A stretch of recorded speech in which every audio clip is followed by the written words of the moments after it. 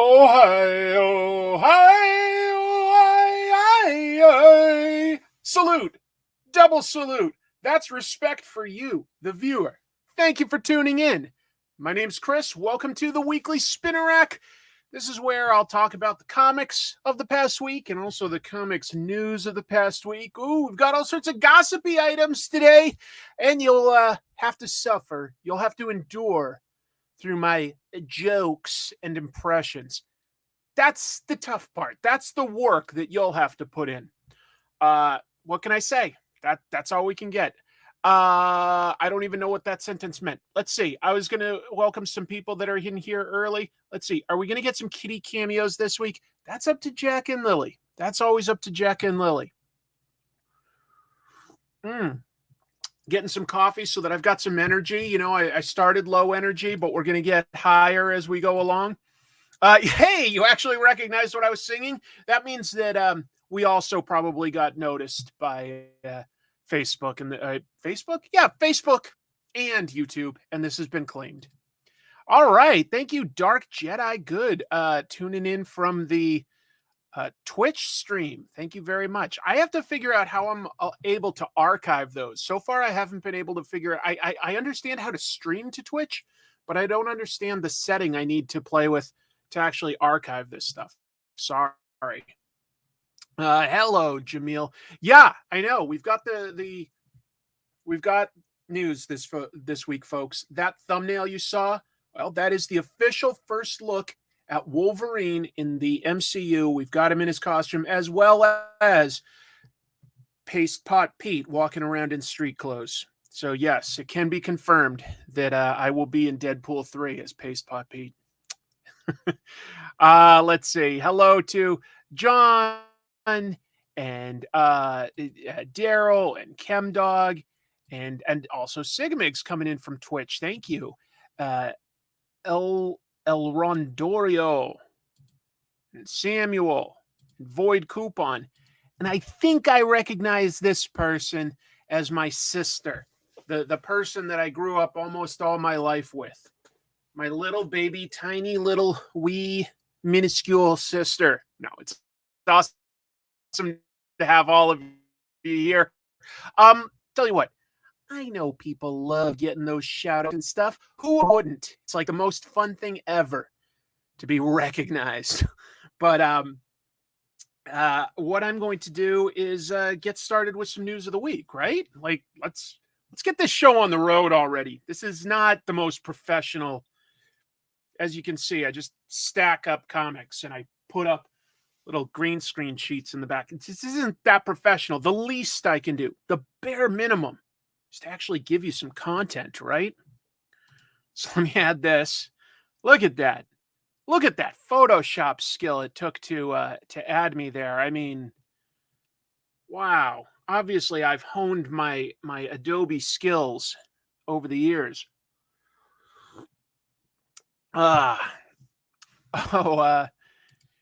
That's fun. Which will I see first? I would be a little more interested in seeing Oppenheimer first, both for the subject matter, the actors, and the fact that I generally tend to like Christopher Nolan's movies quite a bit. But Barbie does look pretty funny. I probably will see that. Yeah, how did they take a candid photo? That's the three of us acting. You know, there are just days where Hugh and Ryan and I, or as I call them, and Rye, because I give them like shorter nicknames, just Rye and and we just hang out. They call me Cruh.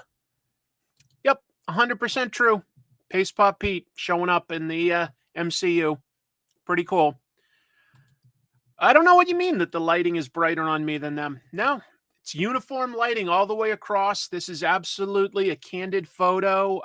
You know, there's no inconsistencies in the lighting scheme whatsoever. As you can see, there's a perfect shadow here. So, you know, and this object in the foreground is clearly in front of my foot. So I don't know what you're talking about, man. I was definitely there with my friends Rye and Let's get on to the news. What do I have this week? Oh, there we go. This just happened earlier this morning, basically. Ryan Reynolds and Hugh Jackman both shared that photo to their Instagram accounts. And so that's our first look at this version of Hugh Jackman as Wolverine, finally in an actual, pretty much comics accurate version of the Wolverine suit. Some yellow and blue, some of these shoulder pad things. It looks cool. It's a little strange that they didn't leave these arms bare, since that's usually the way it is. But I mean, it's not 1000% accurate to any specific Wolverine costume. It's definitely influenced by the first one that he showed up in. And it would just sort of tend to indicate that this Wolverine is technically a variant and not the exact same one that we saw in the Fox X-Men movies. Not necessarily. Deadpool uniform, if it has any changes, they're pretty minimal. There was some fun news confirmed with this. I guess Jennifer Garner has already been confirmed to return as Elektra, because they're just going to go across, the multiverse and meet all sorts of versions of characters from other movies, and specifically using a lot of the stuff from Fox, because they've got all the Fox X-Men. Well, Fox also, of course, did the Daredevil and Fantastic Four movies. So there's a rumor that Chris Evans is going to return, but not as Captain America, as Human Torch. And you know what? If it's a small cameo, I don't see why that would be hard. I'll tell you, though, the thing I would really love to see, and I'll tell you, I'm fine not knowing it if they are doing this. Like, this would be a great surprise, but I hope that they encounter a version of the Hulk, I would love to see this version of Wolverine versus the Hulk, even if it's just brief. I think that would be very cool. A nice homage to his origins. Something we're probably only going to get, we're never going to get Hugh Jackman again after this, minus maybe a cameo in some sort of Avengers multiverse, I guess, but still. Oh, sure. Yeah. Let's go deep. Let's get some TV actors in here. Hasselhoff Fury. Sure. Let's get Reb Brown back as Captain America. Sure. Yeah. I see some of that. Like the 90s cartoon Wolverine was definitely inspired by the original Wolverine outfit. I don't know if he'll have a mask or how that would look, but yeah. There's Daniel. Daniel is always testing me. Don't try to test me. You're going to arrest me. I hope that they do something like that. They definitely could. Bring back Oh yeah, as Invisible Woman. That's right. I thought that the Fantastic Four movies were okay. They weren't that bad. Wow! Thank you for the first and possibly only donation for today. But thank you so much, Sam. That's really, really sincerely appreciated. Definitely helps. And so I've narrowed down what I want for like a new computer, a new machine. And I was thinking of going this past week to go down to Portland to buy one. And then I realized that we're really close to Amazon Prime Day. And it's not like I love supporting Amazon, but sometimes you can get really good deals on computers. And usually I'm not looking at that. I thought it would probably be worth waiting until tomorrow, at least, just to see if the kind of machines that I'm looking at, they might be on sale. So hopefully, real soon I'll have a new computer, and maybe this streaming setup will be a little better. Maybe I'll be able to easily add more video and stuff without the bandwidth sort of chugging. Oh my God, that would be amazing if they brought back the 1990 Captain America. Anyway, it just looked like something fun. Here's some weird, gossipy sort of news that I don't always have on this show, but every once in a while you gotta. I don't know how many of you know about this, but Allison Mack here, has been in prison for the last 2 years. Justifiably, I would argue. Justifiably. Played a real sweetie pie on Smallville. She was Chloe, Clark's best friend. Really sad story. She has been in a federal penitentiary in California. She didn't quite hit 2 years, but she had a 3-year sentence, and she got released early. Thank you, John. I appreciate that. Thank you, man. That's really, really nice. It's just crazy though that like somebody who had a career that seemed to be going so well would get caught up in all of this. But for those who don't know, she was one of these high up members in the Nexium cult. I mean, it called itself a self-help organization, and they did offer classes to that effect. But the main guy that led this cult, Keith Rainier, was a real weirdo, and he had like these 8 people at the top whose whole job was to like recruit from the people taking the classes to join his sex cult. And Allison Mack was one of those 8 people in a special group called like DOS, I think. And she came up with the idea to like brand some of these women with the Nexium logo. Just some really, really bad stuff.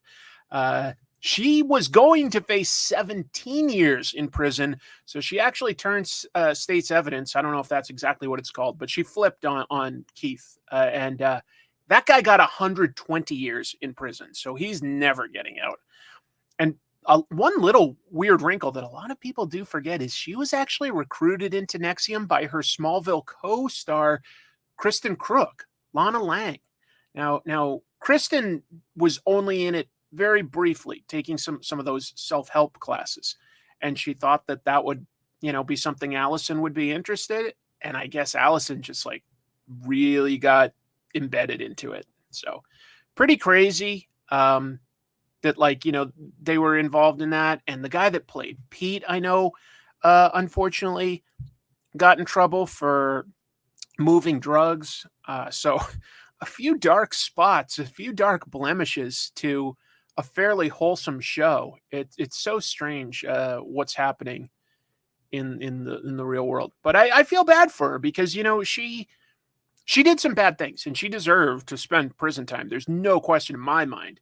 But it's a cult and they brainwashed her. You know what I mean? It just makes it feel like it could happen to anybody.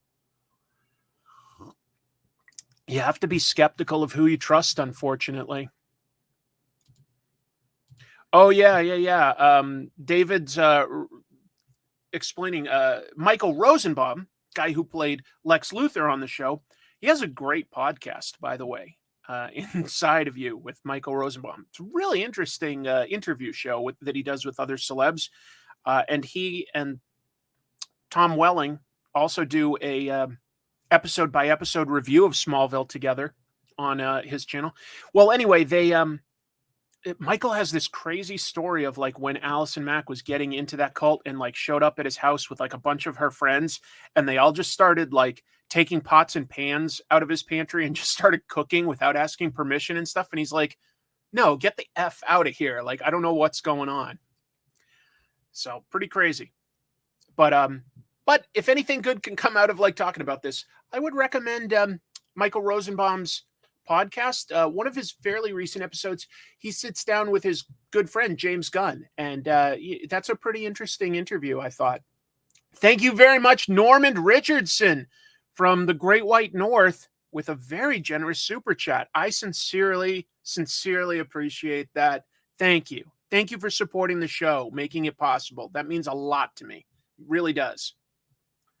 Yeah, Smallville and the big house. That is totally right.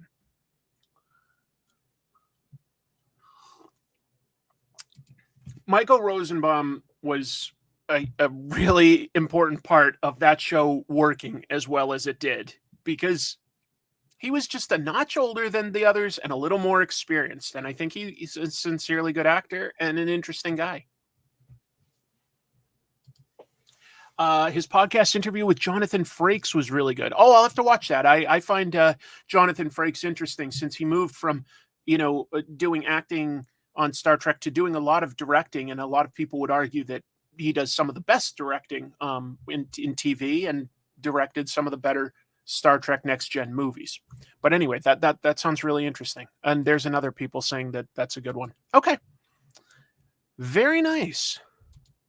Oh, the Sam Witwer one was good. I got to meet Sam in person once. I used to do a TV podcast for like 7 years before I ever started my YouTube channel. And one time I went to like a red carpet thing for, I think the show was called Being Human, and interviewed the actors of it there on the red carpet. And Sam was one of them. That was fun. That was really fun. Let's see if we've got some positive news. I guess this is kind of cool. Suicide Squad. Suicide Squad Isekai has been announced, as in an anime. If you're not familiar, Isekai sort of means like fantasy or another world, okay? Like an alternate world. So there is a small trailer that got released this week, and you get to see brief glimpses of some DC characters, Joker and Harley in an anime style. You also seem to see Amanda Waller. I mean, it is called Suicide Squad. But there's also, surprisingly enough, dragons and floating islands. So, don't know exactly how that all ties in, but it's somehow, at least Harley goes to another sort of fantasy world. They haven't done anything with a release date, but one cool thing is to note that it's a co-production of both Warner Brothers Japan and WIT Studio. Now, that's a Japanese animation studio that does, in my opinion, some pretty good work. You've probably seen their work if you've watched any anime recently on Spy Family or Vinland Saga. So those are some things that WIT Studio does. Pretty smooth. So yeah, anyway, could be a lot of fun. Steve Sorensen's here. What Western comic adaptation would make a great anime? A Western comic as an anime. Radiant Black. Radiant Black. Absolutely it would. The outfits, the powers, but also the human drama. I think that one would work fantastically. So just an idea. East of West, sure. Thank you. Let's see. I hope it's not all Joker and Harley Quinn. I want to see King Shark, Deadshot, Polka Dot Man. It is called Suicide Squad, not Joker. So I imagine that we probably will get to see that. Yeah, we'll see. Oh, wow. Jonah Hex has an idea for an anime. Interesting idea. The Cyber 6 studio was TMS. TMS. But thanks for mentioning it. I hope, by the way, yeah, my cats are howling. You want to come over here? You want to do a cameo? They're both down here because I'm talking. But hopefully you got a chance to watch my episode about Cyber 6 over on Comic Tropes. Hey, come here. People would love to say hi to you. You want to come here? Cats are so finicky. I can't convince them. Yup. Those are your, that's your niece and nephew, Gene. Just so you know. Saga. Wow. Saga animated would be very cool. Pros and cats. That's the best pun yet. That's the best one yet. Sandman. Ooh, interesting idea. You could definitely go moody, but it's also like it's not the most action-packed or anything. It's very cerebral, but there could be some interesting stuff done there. Yeah. I want to drink this coffee, but I also want to highlight what you guys are saying. Black Hammer is an interesting idea.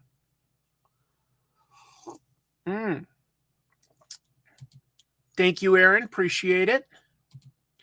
Batman Gotham Knight was a great anime film. Okay. There was an attempt to get for The Crow to be adapted. Okay. Yep. Weatherman from Image seemed prime for an animated adaptation. Reminded me of Bebop. Okay. You guys got a lot of good ideas. But what we're definitely getting is Suicide Squad. Who knows? Has anybody here read the graphic novel Strange Planet? Because there's going to be a cartoon based on this graphic novel by Nathan W. Pyle, and it was on the New York Times as a bestseller. So obviously a lot of people did see it. I'm reacting a little to the cats making sounds. Hi. No? Seeing if they want to visit me. So anyway, I haven't read it, but it was very successful.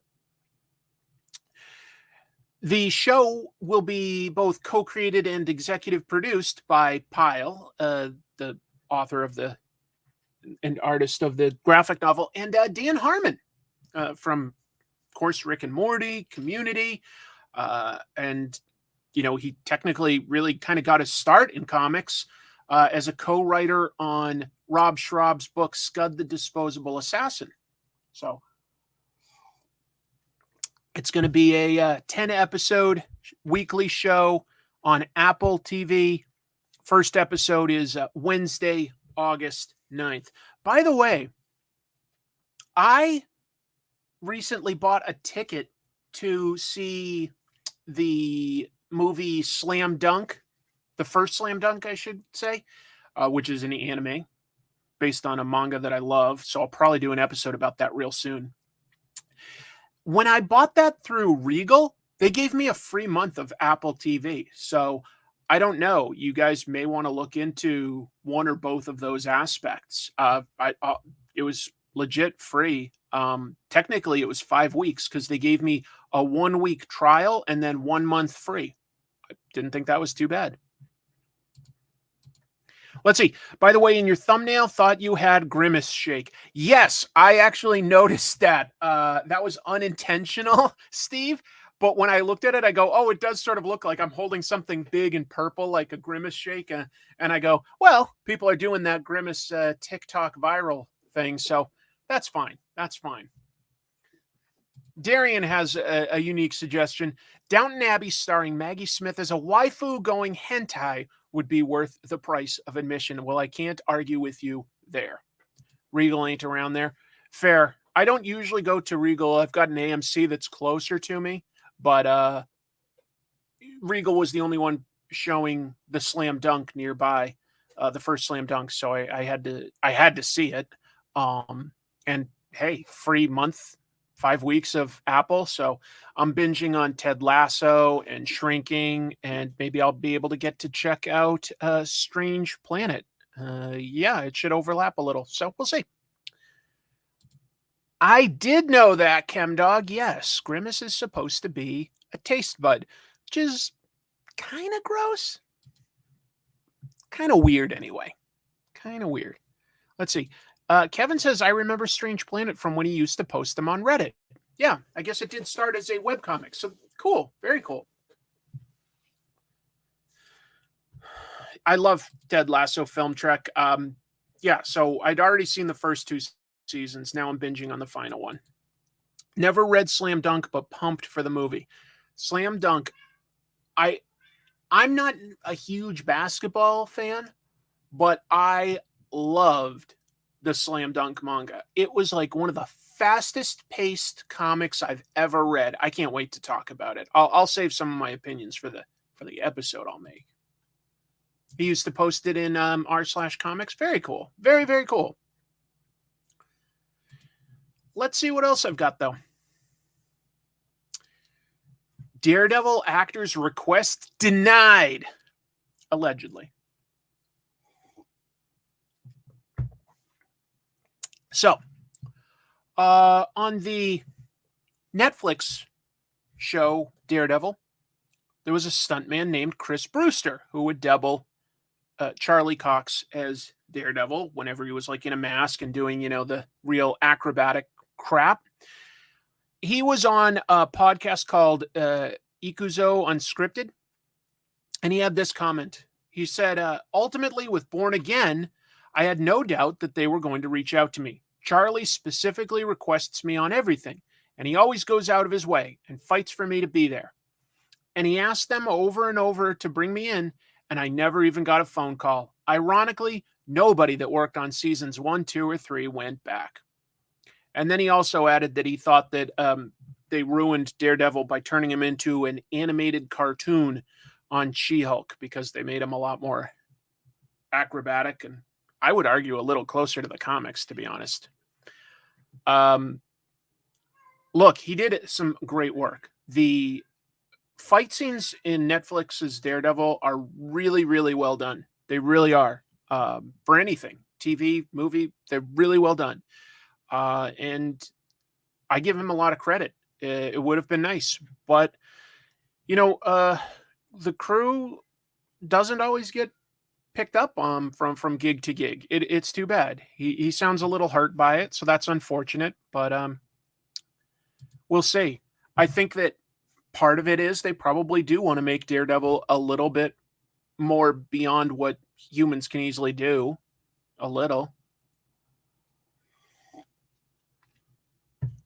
I hope that they don't go cheap with who they hire. I hope that they get some top-notch people. One of the gentlemen who's a stuntman in some Marvel productions, like Black Panther and Captain America and stuff, is this stuntman named Guy, and he's often on a show called Stuntmen React, one of the shows on Corridor Crew's YouTube channel. Really nice guy, talented, interesting. They bring other stuntmen on too. So, hopefully he's on something like this. I don't know. That's an interesting question as to whether it was a money issue. I tend to doubt it. But we'll see. We'll see. Yeah, it surprises me that they didn't bring him in either. I sincerely, because I think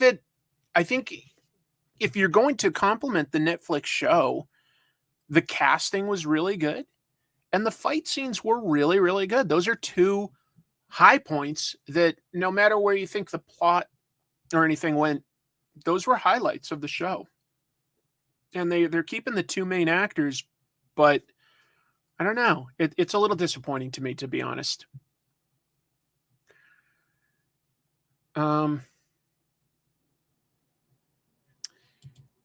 Yeah, Daredevil isn't Spider-Man, and he is still a person. But on the other hand, the comic has always pushed him to be able to do a bit more than really a person should be able to do. Even maybe more than Batman typically does. And they sort of get around that by saying that his powers include this perfect sense of balance that allows him to do all sorts of really acrobatic stuff, and his training from Stick allows him to center his chi and focus on healing faster and stuff. But he does tend to do some really big jumps and flips and stuff. I don't know. Oh man, I totally agree with you there, Makosita.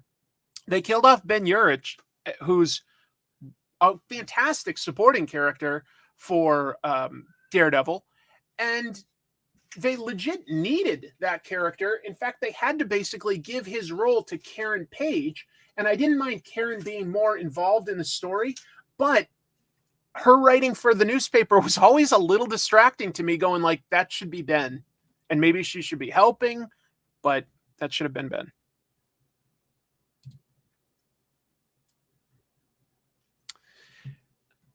So anyway, Chris Brewster, not invited back, and according to him, it was the only thing that Charlie Cox asked for, and they did not agree to it. I still will try to be hopeful because I love Daredevil. I want it to be good, but we'll see. We'll see.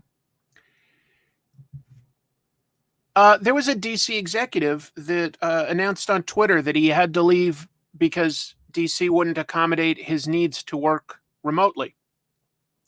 So I've got his quote. Energy. So we're talking about Nick Valenti, and he was DC Comics senior manager, publicity and communications for the last 2 years. Here's what he posted to Twitter. It's several tweets in a row. It is with mixed emotions that I bid farewell to an incredible team, remarkable talent, and the valuable relationships I've built while at DC. I'm grateful for the knowledge, skills, and experience gained throughout my time here, and I will carry them with me as I embark on the next chapter of my career. As some of you may know, I've been working remotely since 2018. Despite my best efforts to find a workable solution, the expectation of being in the office 3 days a week posed significant challenges that just couldn't be overcome, and yesterday was my last day.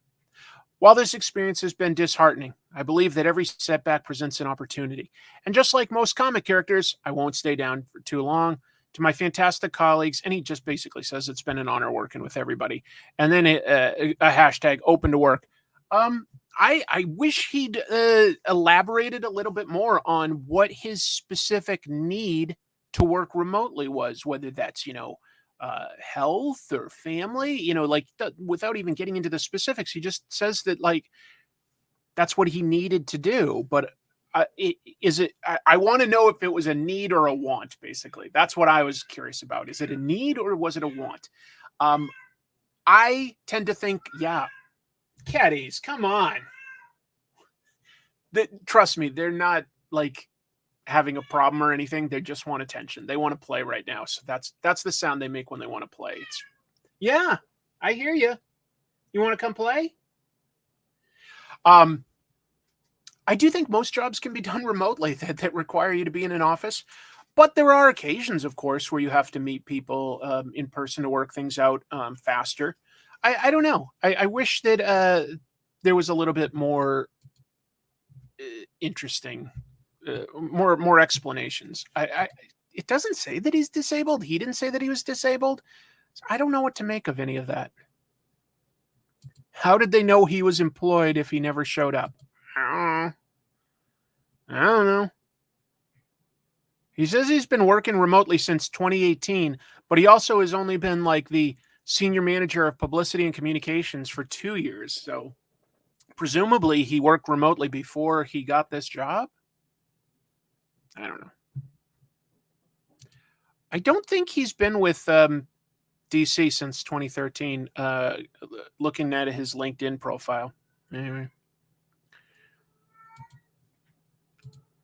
Wow. Those cats are really out of wound up today. 3 Worlds, 3 Moons. We've talked about them several times on this show. They're a online publisher, essentially. Although publisher, not 1,000% accurate. It's more like a studio or a group because they print their comics on Substack newsletters. But it's worthy of note because it's formed by 3 big-name comic creators, Jonathan Hickman, Mike Huddleston, and Mike Del Mundo. Really talented names, Oops, let me acknowledge this. If my cats were hit by cosmic radiation, what powers would they get? Probably just the ability to open doors so that they could get their own food, because they're almost there. Anyway, there was a bunch of change-ups at 3 Worlds, 3 Moons this past week. First of all, their editor-in-chief, who they've had since day one, Stephen Wacker, stepped down. He's served as an editor at Marvel and DC. He's worked in animation. Really experienced, talented guy. In fact, when he stepped down, which seems to be completely amicable, by the way, they decided to hire 3 people to take over all of his jobs. Like that there was enough work there that they segmented out into 3 people. Interestingly, and I think this is mostly a coincidence, but they hired 3 former DC editors, though that is worth noting. DC laid off a bunch of editors a while back. So yeah, they're available. They hired Molly Mahan as the creative editorial, Rob Levin for community, and some of you who've been reading comics since the 90s will remember this name, Hank Canals, for publishing and operational needs. Hank Canals, if you've ever seen a photo of, what do you call it, the founders of Image Comics, a lot of people are like, oh, is that what Whilce Portacio looks like? That isn't Whilce. That's actually Hank Canals was in that photo because he was working with Rob Liefeld on stuff. They also announced that they actually chose 3 winners of their recent writing competition. They were supposedly only going to choose 1, but they hired 3, and they announced that here in this like little graphic. Isaac Platiski, Ramses S., and Y. Liu. So all of them are going to get an opportunity to write comics that take place in the shared 3 Worlds, 3 Moons universe. So that's a pretty amazing opportunity. When they had that contest, I definitely mentioned it here in case people wanted to compete and get an opportunity to break in. think it's a nice opportunity. Let's see. Rob Levin is great. All of these people have a lot of credits to their names. Molly, I believe, worked on Vertigo for a while, if I'm remembering right. I forget all the things that they've each done off the top of my head, to be honest. I could Google it, but you know what? I just want to kind of keep moving along with news. That's what I want to do. I am a bit of a nerd when it comes to market research. So, Allied Market Research often does reports for all sorts of different industries.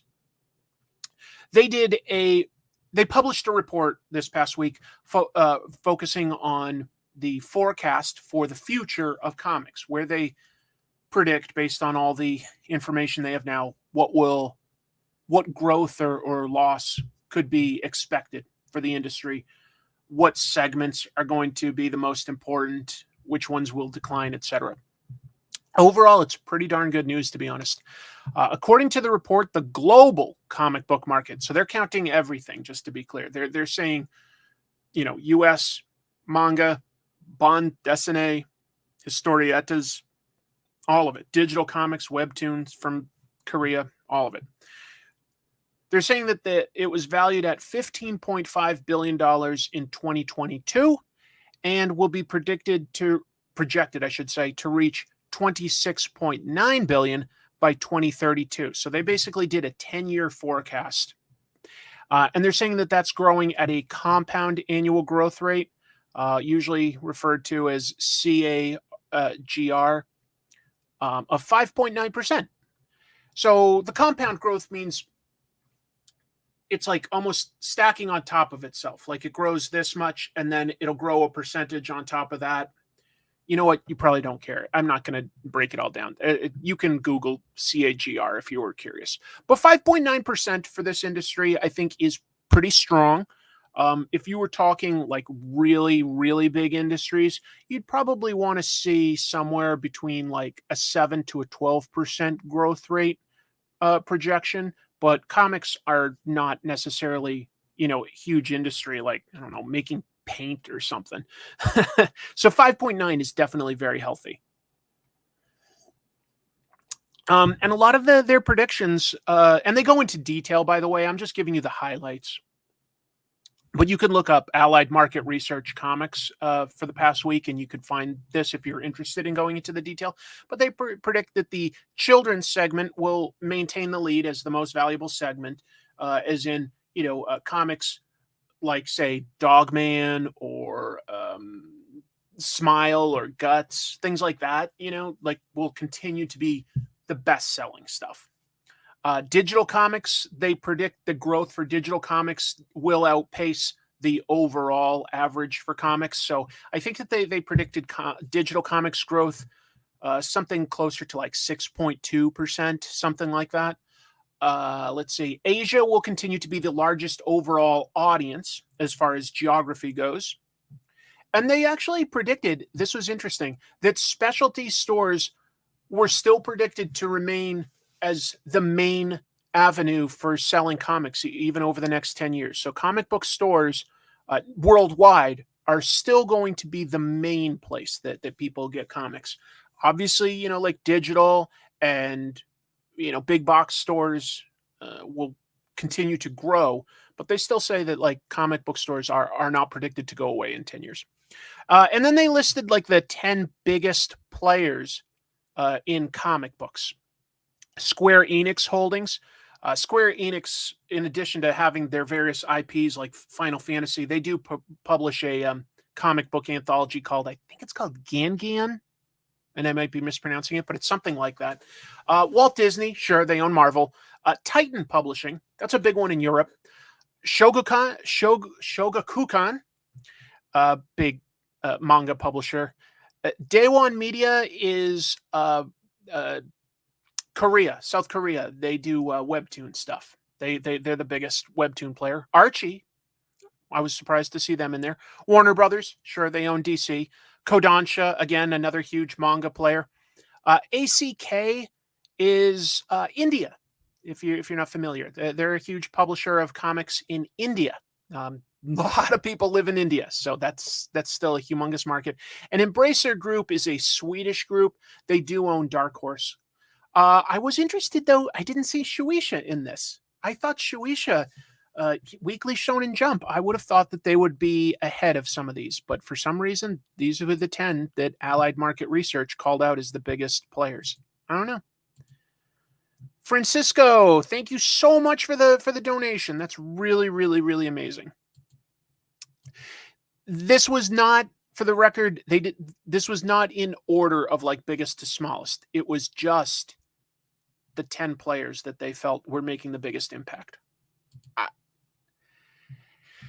I wish they'd explain this one more, because I feel like, wait, Shueisha and Scholastic, I think, should be there before, say, Archie or ACK or Embracer Group. So I'm not 100% sure I quite understand that. I'm not sure I understand that. Yeah, Weekly Shonen Jump, exactly. I don't quite understand it. There might be something I didn't understand when I was reading the report, to be fair. There really might not. It's fairly technical. I don't know exactly. But they listed those. And yeah, number 3, comic tropes. I'm a huge player these days. Huge player. What if I recommend something, it sells out. That doesn't happen. It helps, but it doesn't help that much. Yeah, it is interesting that they mentioned India, but it does make sense too. You know, it may not always be making waves worldwide, but in terms of units sold, India publishing comics in India, they publish them in a lot of different languages for their audience, but that's a lot of millions of people. A lot of millions of people.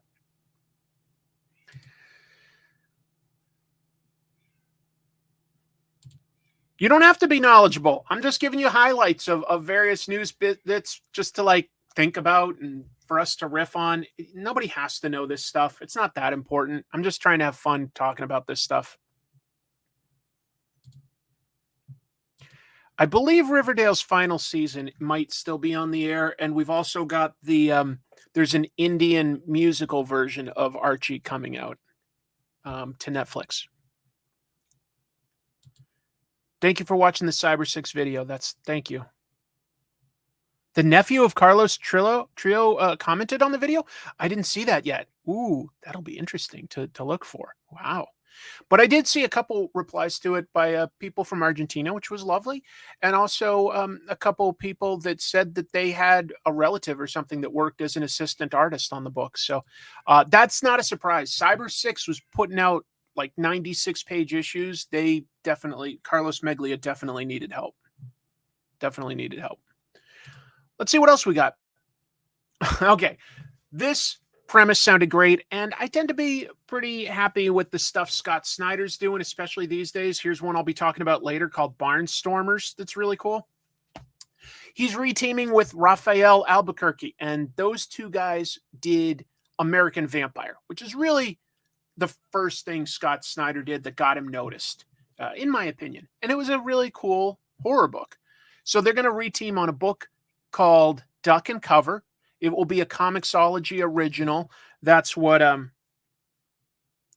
Scott Snyder has a deal with Amazon. They publish this stuff first on Comixology, and then typically it gets released by somebody like Dark Horse or IDW in print. But Comixology is still alive, and I'll be honest, about the only thing they have in their back pocket is the fact that they've got a nice deal with Scott Snyder to produce originals. But they are still around. So anyway, here's the premise, which I thought was hilarious. It's going to follow Del Reeves, a 1950s teenager that survives a nuclear attack, and only the teens that hid under their desks survived the U.S.'s devastation. As in, like in the 1950s, it supposes, yes, the Cold War escalated. The U.S. got bombed to hell by nuclear bombs, and hiding under your desk actually did something. That is based on the fact that here in the U.S., during the height of the Cold War, or at least the beginning of the Cold War, they released educational films, they being the government. They released educational films that recommended, in the event of hearing like a siren, a warning for, nuclear attack, to hide under your desk, that would somehow protect you from a nuclear bomb. And this predicts that actually worked. So it's like a world without like any adults, just some teenagers that had been smart enough to hide under their desks. That's a pretty amazing premise. Raphael Albuquerque is a great artist. Scott Snyder, I think, can write just about any genre. So that goes on sale digitally July 11th. I think that just sounds cool to me. It sounds good. Loved. Wait, what did I miss? Ooh, I missed it. There we go. Love their work on American Vampire. Yeah, absolutely. I just barely old enough to have done a single duck and cover drill. I think that I also did a duck and cover drill when I was like in grade school. Anyone who hid in the fridge died. Thanks for nothing, Indy. I actually thought that was kind of a clever moment. I know a lot of people hate that like Indiana Jones hid in a fridge in Crystal Skull. I actually thought that was pretty clever. They just didn't need to have the fridge go launching through the sky. But as far as like avoiding the blast, like a lead-lined refrigerator, that was kind of clever. Let's see. Joshua Hayes, which artist do you enjoy Snyder's work with? Capullo, Jock, Albuquerque, Tony Daniel, Francavilla, or other? I loved his Black Mirror with Jock. Well, those are all great artists. Who do I like the most?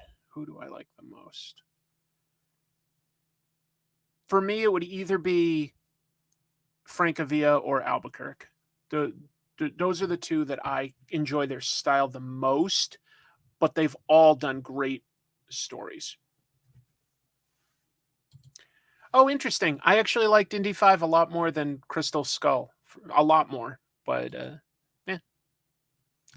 During the Gulf War, we hid under the desks once during a bomb drill. Crazy, isn't it?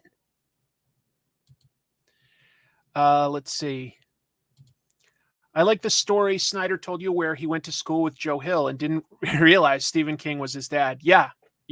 Scott became good friends with Joe and had no idea that his father was the famous Stephen King for quite a while.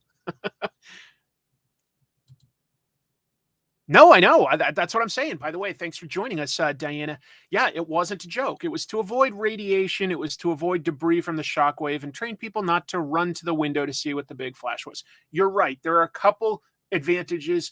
I was just saying it does seem a little preposterous if, like, depending on how close the bomb is. But you're right. It would protect you from debris, just like hiding in, say, a reinforced area like a door frame or a bathroom or something like that.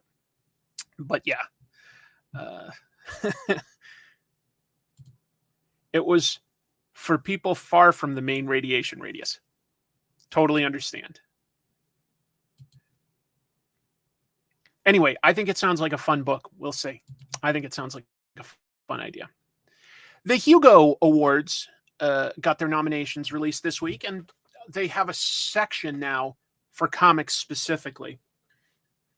They used to not, and it was, if I'm remembering right, Sandman got nominated and won for like best short story, and a lot of members of the World Science Fiction Society sort of turned their nose at that. Like they didn't love the idea of a comic book winning for best short story, so they created a special comic book category. Whatever. So anyway, the 2023 Hugo Award nominations for best graphic story or comic. These are some strong books, in my opinion. Supergirl, Woman of Tomorrow. I've done an episode on that, didn't I? Wait, did I? Oh, I didn't do an episode on that. I just had it in my top 10 of the year. That's what I did. That's where I talked about it. Saga. I mean, I always talk that one up as one of my ongoing favorites. Monstrous, I still need to read more of. Monstrous looks amazing. Cyberpunk 2077. Big City Dreams. Did not read that one, I will admit. Dune, the official movie graphic novel. Fine. I've been exposed to plenty of Dune. I didn't feel the need to read another adaptation. The one, as far as like a comic book adaptation, I'm like, look, the original one back in the 80s, maybe that was condensed, but it was drawn by Bill Sienkiewicz. For me, you can't beat that. And Once and Future, which, by the way, has That's a good book. Written by Kieran Gillen, drawn by Dan Mora. It's a good book.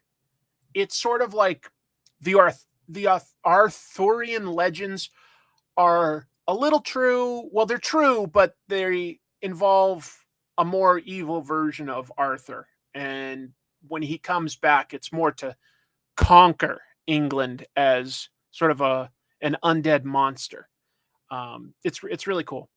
I'll be honest. Out of these, as much as I adore Saga, I think if I compare it Woman of Tomorrow to Volume 10, I would vote for Supergirl Woman of Tomorrow. It's that good. I think it's a fantastic story and a really cool look at Supergirl.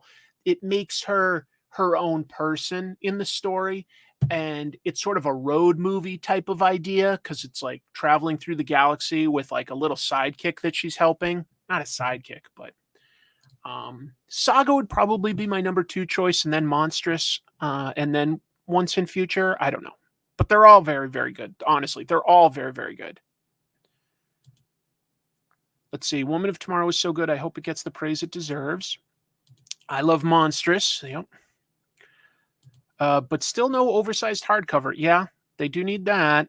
They do need that. I know what you mean. Not everything Tom King has done do I love, but Supergirl was definitely one of my favorites. Personally, I also really loved Human Target this past year. Let's see. What are some other good comments here regarding this? Good to hear comics are getting some mainstream recognition. Oh, yeah. Cyberpunk going in all the medias. Even the anime was nominated. Yeah. It was too glitchy for me when it started the game. So I didn't keep up with it. I bought it. It seemed fine, but I didn't keep up with it. The slipcase edition of Once and Future looks gorgeous. No question. I've seen that. I don't own it, but I just have the regular trades. I managed to find myself Radiant Black Volume 1. I forgot what were thoughts on it. I loved it. I think that the first couple trades are especially fantastic. Yeah, it's a really good one. Oh, an Absolute Edition? That would be cool. I don't know Step by Bloody Step. Interesting. It's Saga for me. Okay. Supergirl Woman of Tomorrow is, in my opinion, the most pleasant reading experience. Yeah, it's so good. It's so good. Saga fanboy. Fair. I love Saga. I love it. I love it.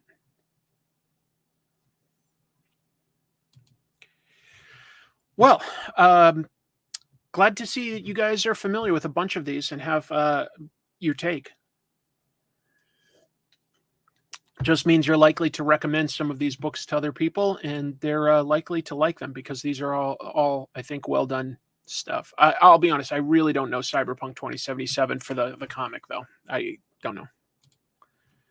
Wordless comic about giant robot night guy. Oh, well, that interests me. That sounds ambitious.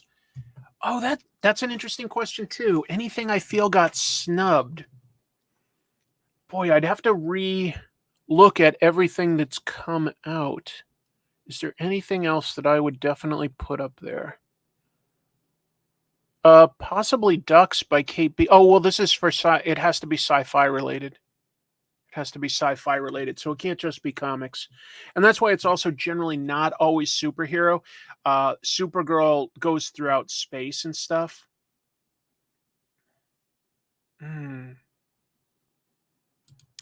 Or science fiction and fantasy. Boy, what else? Just possibly manga. But now that I'm thinking of it, like the manga that I've been enjoying the most this year has been like Spy Family and now Vinland Saga, which isn't the most sci-fi or fantasy. The story of Tokyo Revengers I could almost see, but I think that the best story might have come out more in 2022. So I'd have to think about that. Maybe Miracle Man, though. Yeah, Miracle Man might have been worthy of getting on there. Neil Gaiman, Mark Buckingham, right? Yeah, that probably deserved to be in there. That's one that I'm thinking of is an oversight, is Miracle Man. Miracle Man's been very, very good. Moving on. There's an Eisner nominee who has launched a crowdfunding campaign so that she could potentially get to San Diego Comic-Con She was nominated, but let me lay this out, and you can sort of understand why she might be asking for this help. We're talking about Bex Allerton, and she crowdfunded her comic Sensory: Life on the Spectrum, which was then it went in stages. She did it as a web comic. That did very well. So she did a crowdfunding campaign, got it in print. That got it noticed by the publisher Andrews McMeel, who then released it, sort of nationwide, mainstream, etc. So her book has been nominated for the Eisner for Best Anthology. That's a pretty big deal. But obviously, she crowdfunded this stuff and started on a very, modest scale. She's not wealthy. You don't get just getting nominated for an Eisner, which I can tell you, having been nominated as part of a group that back in 2011, you don't get invited to the Eisners or anything like that. So she's launched a GoFundMe for £3,500 to travel to San Diego Comic-Con and attend the Eisners. And she does have special requirements there. Basically, it's worth noting, because Bex talks about this herself. She has something called Guillain-Barré syndrome. I might be slightly mispronouncing it, but I do know what that is. And it's a, what do you call it? When your body sort of attacks itself, an autoimmune disorder. It's an autoimmune disorder, which is sort of can leave you in pain and stuff. It means that you need sort of more rest than the average person to sort of recover. So if she flew out, she'd need a day to recover before she could go to the convention. After going to the awards, it's a big deal. She needs to let her body sort of recover again. So she'd need to sort of stagger it and have about a 4-day window. Anyway, she's got a GoFundMe here. Beck seems like a really talented artist and storyteller, telling a story about her, her life with being on the spectrum. I think that that's super valuable. A lot of people seem to love it. I haven't gotten a chance to read it, but I guess I could since it's out there. She's almost reached her goal. So if it's the kind of thing that you think that you would like to see her potentially get to go to the awards ceremony, you could donate $1 or $2. Yeah, autoimmune disorders and cons do seem like a rough mix. She definitely gave it a lot of thought. That's why she hasn't already booked it say a month ago or something. She was really can I do it? Can I not do it? I just realized that I almost missed this. Thank you, John. Wow. Isn't it great when we can engage in a discussion about what great works are in the comic medium without malice and hate? I love it. I love it. I think that you guys are an incredible group of people that love talking about what's good in comics. And you can say, look, this is the one that I would recommend, without saying no, that was stupid. F that comic. That doesn't necessarily get you ahead. It's there can be more than one really good thing out there. That's why I kind of have a channel about that. Let's see. Chris, the Kayfabe Boys, and Comic Pop are my favorite channels. Well, thanks. I like being in that group. I've had really positive interactions with Jim, Ed, Sal. I think that they all sincerely love comics, and in actually very different ways, but I think that they all love comics, and I've had really positive interactions with all of them. I would sincerely love to either have them on my show or be on their show. That would be, it's always good. Really nice people. Anyway, just thought I'd put that out there. If this is the kind of thing you're interested in, you can sort of pause it, go back and take a look at this GoFundMe link and see if you want to give Bex a few bucks to get from England to San Diego. So I had this in the description of the video. The Flash probably is not going to surprise you if you've followed it at all, but The Flash is the worst superhero box office flop. It's been out in theaters for 3 full weeks, and that is definitely enough time to track what kind of money it's going to make. The numbers show that it will have lost more money than any other superhero movie, by far, actually. It was made on a budget of $220 million plus about $150 million for promotional stuff. so far, after 3 weeks, it's only earned $99 million domestically. I mean, we know that there have been like Avengers movies that have made that in like 3 or 4 days. Great question here from Andrew Jefferson. How's it doing overseas?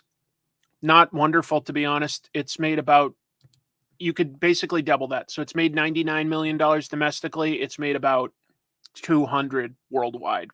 And it's dropped fast. It's dropped fast. So it does not have long legs. You know, sometimes the drop each week is kind of small and you're like, okay, this movie will be in theaters for a while. This one really won't be. In fact, I mean, with things like Oppenheimer, Barbie, Mission Impossible, it's probably going to get pushed out real soon, to be honest. Indiana Jones even, which didn't do great, but is probably going to do better than The Flash. It dropped 72.5% between week 1 and week 2. That means almost everybody that was interested in potentially seeing it saw it in week 1. And after that, not much interest. Which made me think about it. Warner Brothers decided not to release their Batgirl movie, remember, so that they could use that as a tax write-off. Now, that was $90 million. They were thinking that they could make more money on not paying the taxes on $90 million than they could by releasing it even to like a streaming service. And I really don't understand how that logic works for Batgirl, but not for The Flash at this point. I really don't. So they if you look it up for superhero movies that have lost the most money, The Flash is tracking to lose about $200 million after like their expenses and stuff. The next one, by the way, also a recent DC one, Shazam, lost about $150 million. And then Wonder Woman 1984, which, to be fair, was released right in the middle of the pandemic, lost at least $87 million. I'm trying to remember all the others. RIPD was in there. Green Lantern was in there, but like the 10th, you know, it lost, I don't know, like $50 million or something. So, yeah, I mean, just lost a humongous amount of money. And, you know, we kept hearing the argument that it was really good and that it, like, they'd put so much money into it that they had to release it to recoup some of the money. But I just don't understand how that works. I'm pretty sure that when it was released, it did not get to any theaters. I don't think that there were any theaters open when Wonder Woman 1984 came out. And that was during that year where all of Warner Brothers movies got released direct to HBO. Howard the Duck is not in the top 10 because even though it was a bomb, it didn't lose this kind of money. They didn't make movies back then for the kind of money that they make now. And I think this brings up something that's worth mentioning, because when we're seeing like a big blockbuster like The Flash do this bad, there's no way it would have done this bad if it did come out like, say, 3 years ago or something, right? It just wouldn't have. Indiana Jones 5, not doing fantastic. I didn't think it was that. I thought it was pretty good, to be honest. I kind of liked it a lot. Yeah, I kind of liked it a lot, actually. And I think also that one, if it had come out several years ago. But ever since the pandemic, it is just an absolute fact that not as many people go to the movies. They just don't. So you can still have one or two tentpole movies, these big blockbusters. I sincerely think that, say, Mission Impossible, that's going to do well. I'm really confident. But the last Fast and Furious movie, it made a profit, but not as much of a profit. But it still makes a profit. Not every superhero movie is going to be a guaranteed hit anymore. Not at the budgets that they're making them. They need to find a way.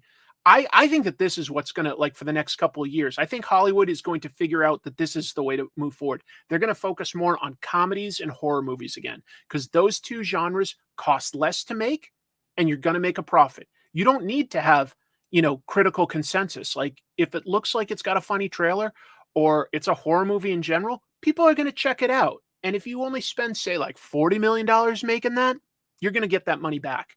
So for these superhero movies, I know they can, like, look their best if you spend like $200 million on it, but I don't think you always have to. I sincerely think that you could make a movie like Shang-Chi without big special effects and just focus on, say, amazing fight choreography and a little bit of special effects or something, and you could make that probably for, like, a really damn good movie for 100 million, and it'll make a really good profit.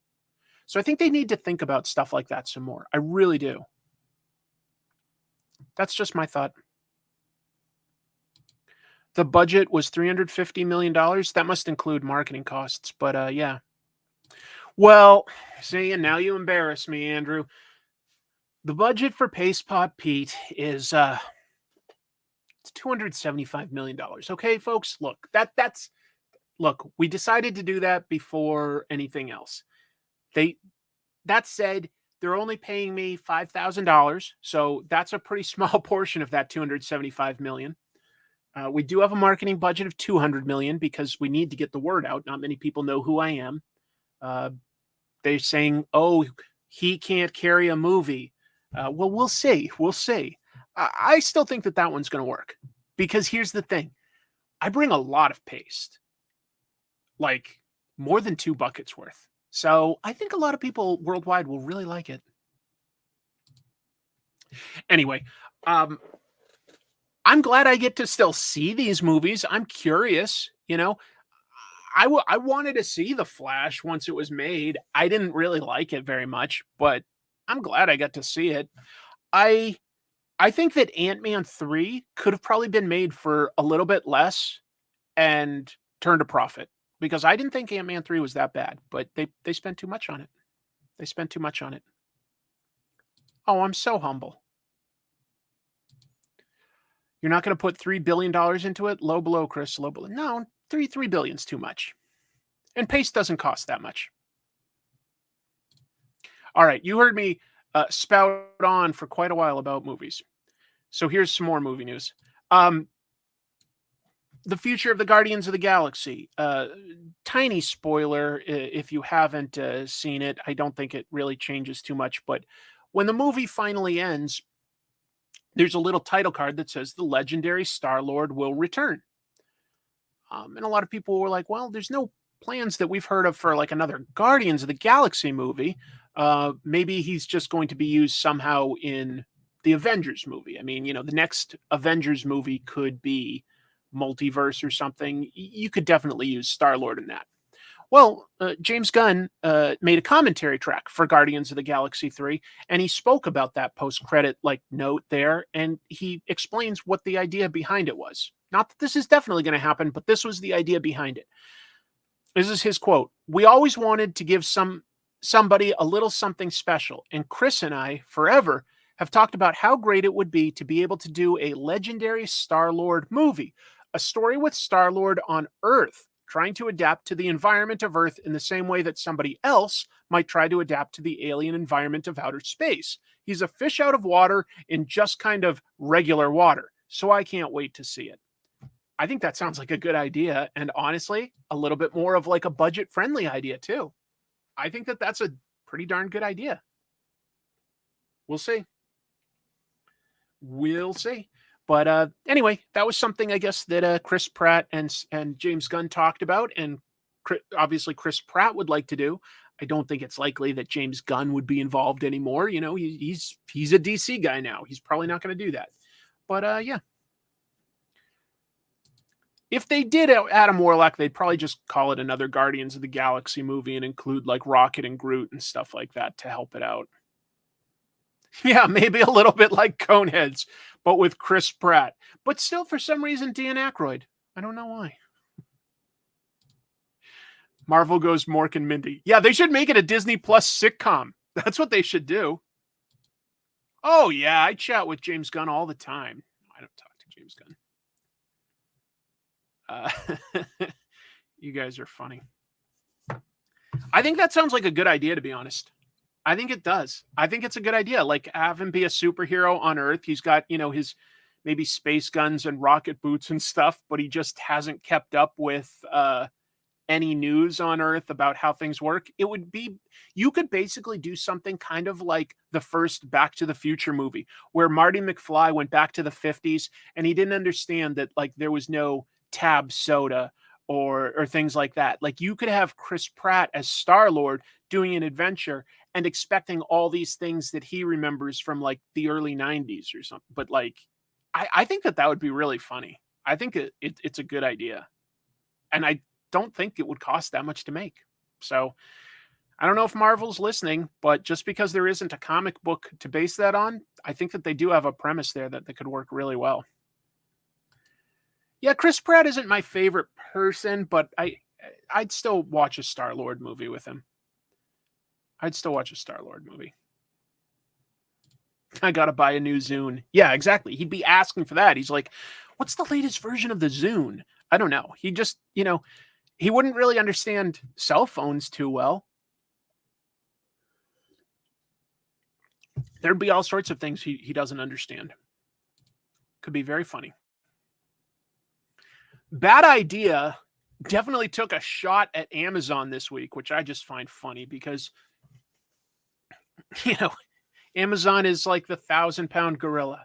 You're always punching up if you're insulting Amazon because Amazon is huge and they can take it. You can make fun of them all you want. I might still use them, but let's make fun of them for anything you want. So it's a relatively newer publisher, Bad Idea Comics. They do all sorts of weird, goofy promotions. Like, they had the Invisible comic that was slabbed, things like that. But this is a new book they've got coming out called The Ends, and it is by David Lapham.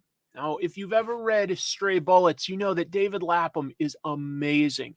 And if you haven't, I strongly, strongly recommend getting that omnibus of Stray Bullets. It's an incredible crime story told non-linearly. It's astonishing what he accomplished with that book. It's so deep and so twisty, turny, and cool characters. Anyway, he's doing this book called The Ends, which I don't really understand what it is, but they're starting a Kickstarter basically. It hasn't launched yet. It's a pre-launch. So they've just got this one image and they say, bad idea at Kickstarter. Only you can save digital comics from Amazon. And I think that implies that they're going to release a digital version that actually has extras, because that's the promise of digital comics, isn't it? That you could read the comic, but then you could see story notes, that you could see thumbnails, that you could see all the behind the scenes material developing it. Like there's no real barrier to including that because you're not really adding to the publishing cost.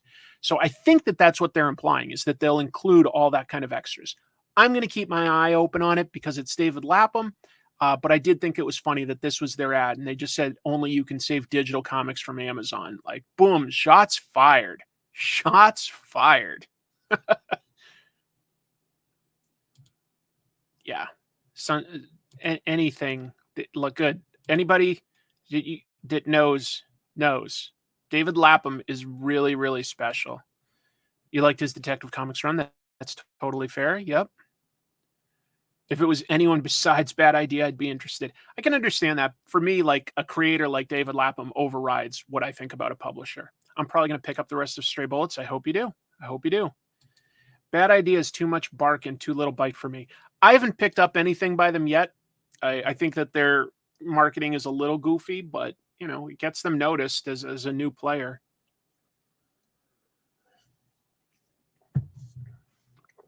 David Lapham, man. I don't think he'll disappoint. I really don't. He's a very talented guy. That's a tough one, Mike. That is a tough one. I might give the edge to Ed Brubaker just because he's done more and like sort of played with some of the crime genres. For instance, Pulp was set in the past, Criminal more in the present. The most recent one, Night Fever, was like a fish out of water story in Europe. So there's a lot of things like that. But Stray Bullets is a really impressive piece of storytelling. Just incredible. I have nothing bad to say.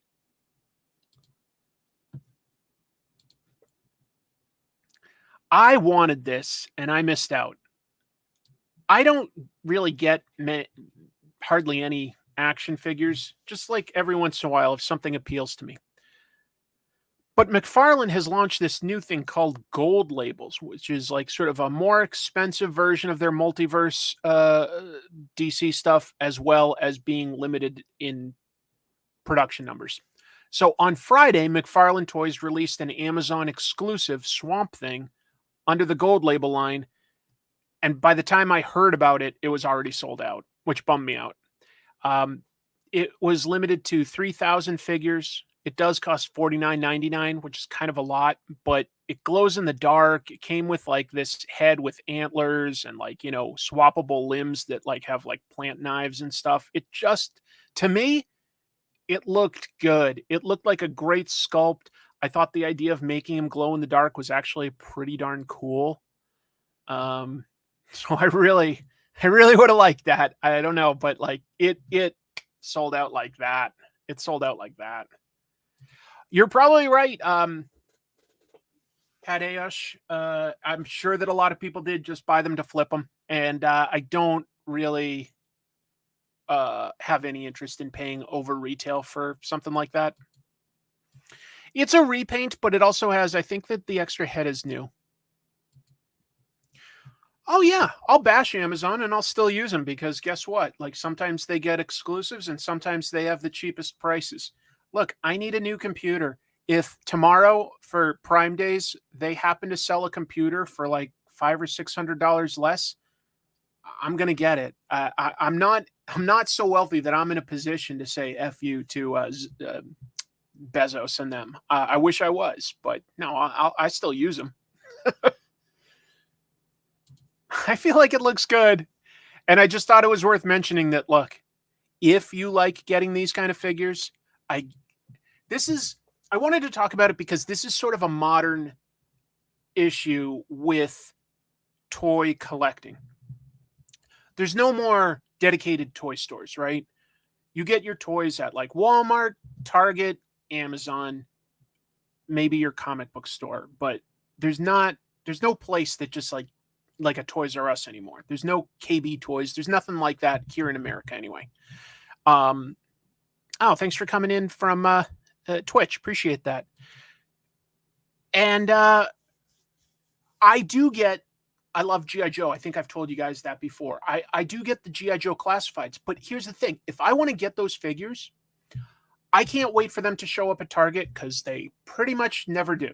Or only one or two show up out of like a wave of 4 or 5.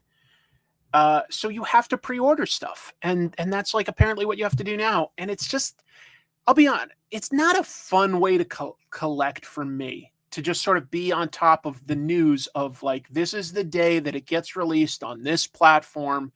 I'd rather just discover this stuff in a store. That's what I'd rather do. But there's no doing that anymore.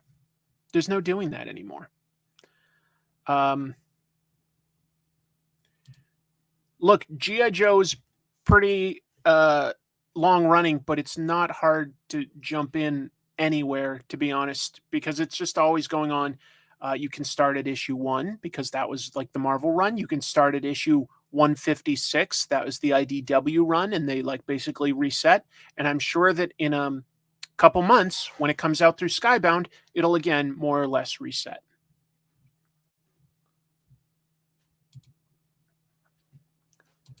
No, I don't collect Action Force by Valiverse, but I did get the what is it called? I did get their Sergeant Slaughter because I was at a convention and Sergeant Slaughter was there, so I had him sign it.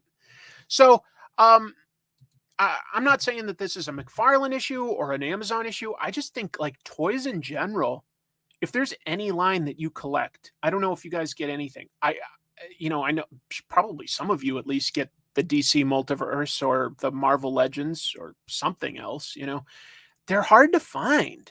They're really hard to find.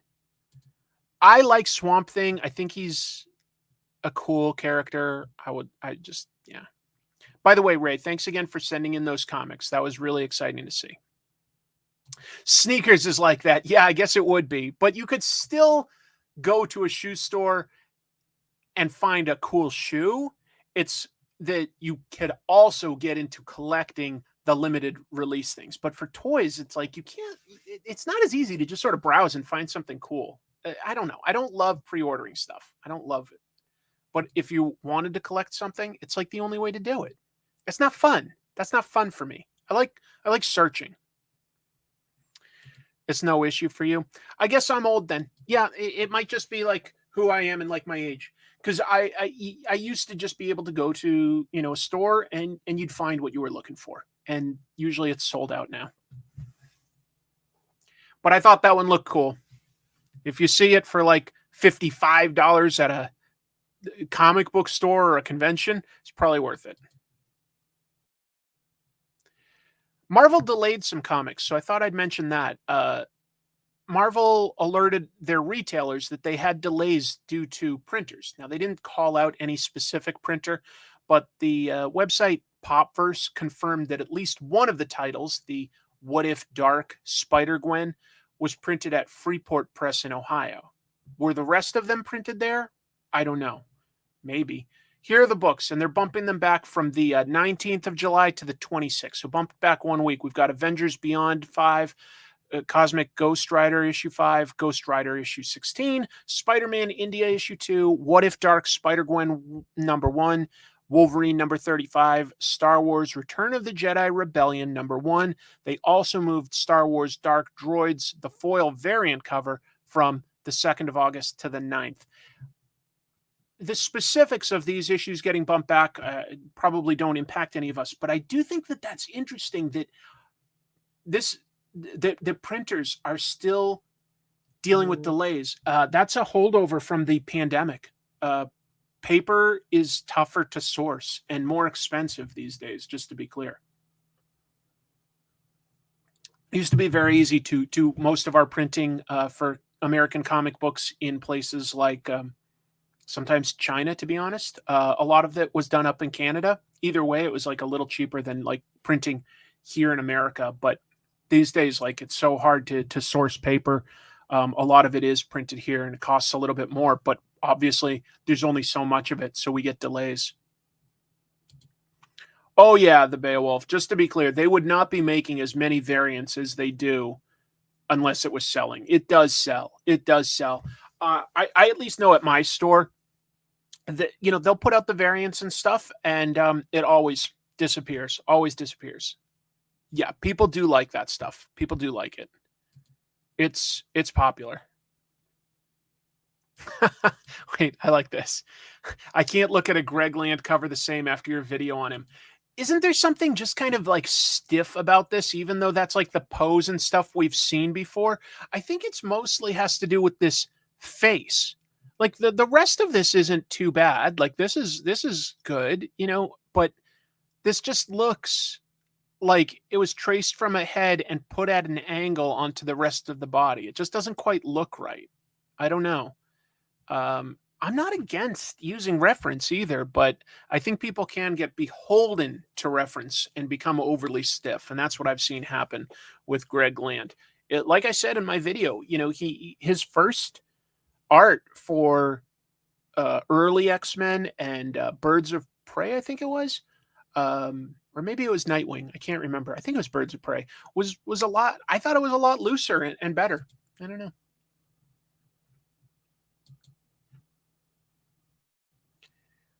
Joe Quesada shared this page here on his new Substack. He was answering a Q&A, and one fan asked, like, hey, you had said that you were going to draw and write like some sort of a mystery project for Marvel. What's the latest on that? And he just shared this single page, and he just said that more details would be coming soon. I look at it, and I can't tell, is this maybe like an old man Hawkeye, or is this Daredevil maybe? Like, I don't know. Is it Punisher? I could see Joe Quesada potentially working on some of those characters that like he sort of helped reboot with Marvel like 25 years ago or whatever it was. I think it was 25 years ago that they did Marvel Knights, but I don't know. It looks pretty darn good. I think that I've always thought Joe Quesada is a pretty good artist. Better than pretty good, excuse me. But I don't know. Any guesses looking at this? Black Widow? I don't know. Oh, excuse me. Ah, Joe Dent with jokes. Joe. That's pretty good. Black Phoenix. You guys are good with puns. You guys are good with puns. I appreciate that. Yeah. All he's gonna come back and make sure that Mary Jane is like crippled or something like that. Brutal. Brutal. Anyway, just thought I'd share it. I looked at it a bunch and I couldn't really guess what character it was going to be for, or what we've got going on. Casada got some flack on Insta last week for defending Stan Lee on the Disney thing. Well, I don't blame him. I mean, there's a wide variety of opinions on Stan Lee. I don't think he's quite the monster that the extreme Stan Lee haters will present. I can't go that far. I think that there are things that he did to help co-create the comics. Maybe not quite as much as he says, but a lot. He was a promoter. I think he was a pretty creative guy and entertaining. I don't hate Stan. I don't. But that's not a popular opinion these days. I also don't think that, like, did he give as much credit as he should have? No, but he gave more credit than was common at the time, just to be clear. Comics at the time, it was not common to have credits, and Stan did do that in the Marvel books. So anyway, yeah, it is interesting, isn't it, Michael? Thank you for the super chat. That he's still drawing. He likes to draw. He jumps into things like drink and draw or something like that and just draws. He likes drawing, and I love that he hasn't given that up. Even though he's sort of been pushed into more of an executive role, he still likes to draw. Look, Christmas and horror together, yes, sign me up. I'm probably going to be maybe like the second most person excited for that in comic book form after Benito Cereno. That dude loves Christmas comics and horror. But anyway, this was announced. It's going to be a horror book that Dark Horse will publish around Christmas. 4 amazing creators, all telling ghost stories based around Christmas. We've got Eric Powell, who will write and draw his own story, Mike Mignola writing and drawing his own, Becky Cloonan writing and drawing her own, and then James Herron will write a story that Eric Powell will also illustrate. That's going to come out December 13th, and I guess it was Eric Powell's idea to do this, just sort of based on that old Victorian tradition of telling ghost stories around Christmas time. That was a real thing, which there's one of those songs, right? Like, which is the song that mentions like ghost stories around the fire? I can't even remember now. Sorry, I was trying to think of it, but it's not coming to me. But I love the idea. I do. Oh yeah, definitely Dickens did it, and I mean that's pretty Victorian. But there's a song. It's the most wonderful time. There'll be tales of old glories and scary ghost stories from Christmases long, long ago. The Chestnuts one. Oh my God. Have you guys ever listened to Anouk sing Chestnuts Roasting on an Open Fire? Does anybody know who Anouk is? Let me pull it up so that you guys know. I'm not going to play the whole thing right now because it'll probably get claimed, but you can look it up later. Hold on, I've got a lag. Anouk does something with like AI to change both his face and his voice.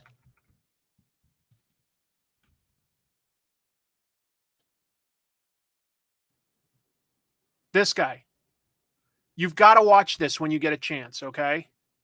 The Christmas song by Anouk. He's like, chestnuts roasting on an open fire. It just sounds weird, and I recommend it. You guys have to listen to it. Trust me. You'll thank me. It's bizarre. It's bizarre. But, yeah. I'm going to close it now. Get back to the news. But I thought that looked damn cool. I love this cover. I like scary Christmas stuff, you know, Krampus and all that. Yep, Anouk. Love that guy. So weird. Glad that at least one person out there does know what I'm talking about. Um, I don't think his stuff sounds good, but I can't stop listening to it because it's so bizarre. I know I'm talking about Christmas a little bit early, right? But whatever. I love Christmas. Let's see. You know what would make a great Christmas story? Having to listen to Mariah Carey's All I Want for Christmas on an endless loop. Well, you know what? That's not, in my opinion, the worst Christmas song. I actually kind of dig that one. I like Christmas music, though. I am biased. I hate, there's one that they played all the time when I lived in DC, like called It's Christmas Time in Washington. Christmas Shoes. That one makes me want to like just put a power drill to my noggin. I just cannot stand that one. Yeah. Also, I don't mind the bop of it, but Paul McCartney's Simply Having a Wonderful Christmas Time, boy, that has some dumb lyrics. It just repeats over and over. Simply having a wonderful Christmas time. I'm like, there's nothing to that. Like, that is so, I don't know. Well, there's a lot of cool Christmas songs, though. There's a lot of cool Christmas songs. I like Christmas. Aftershock Comics Fallout. Now, I'm specifically pulling this from Bleeding Cool just as a conversation piece because it's not like anything new happened. Something happened that I didn't know about that Bleeding Cool talked about this past week. Around December last year, we found out that Aftershock was filing for bankruptcy. It also was like saying like, oh yeah, we've been delayed on creator payments, but don't worry, every creator is going to get paid. And like a lot of people are saying, oh, I haven't been paid by them either. So Bleeding Cool did a follow-up article this past week, and they shared a tweet from John Layman that I had missed when we talked a couple weeks ago about that trending hashtag comics broke me. Just people telling sort of their horror stories of the industry. It started with Zach Thompson was like, yeah, there's a publisher that like got a $90,000 option on adapting one of our comics into like, you know, a movie or a series, and the publisher isn't giving us any of it. And then he finally named it. He's like, well, I'm talking about Aftershock Comics. So that got John Layman to write in response. If you know John Layman, you might know him from Chew at Image. That's a pretty famous book he wrote. He also wrote The Man Who Effed Up Time. That was published through Aftershock. But listen to this story. This is going to blow your mind, okay? This is going to blow your mind. He says, contract said expenses would be deducted from profits, failing to mention $7,000 to $10,000 per issue was automatically tacked on as infrastructure expense. Huge option payment resulted in $0. This ensures when Aftershock options something, creators never see a dime. Aftershock also closed deals without creator input. So by the time we got involved, we had zero negotiating power. If Netflix makes Man Who Effed Up Time into a movie, it will have a budget in the tens of millions, and creators will get producer fee of $2,500 each. If my math is right, and it probably isn't, I get less than $500 of a $55,000 Netflix option on The Man Who Effed Up Time.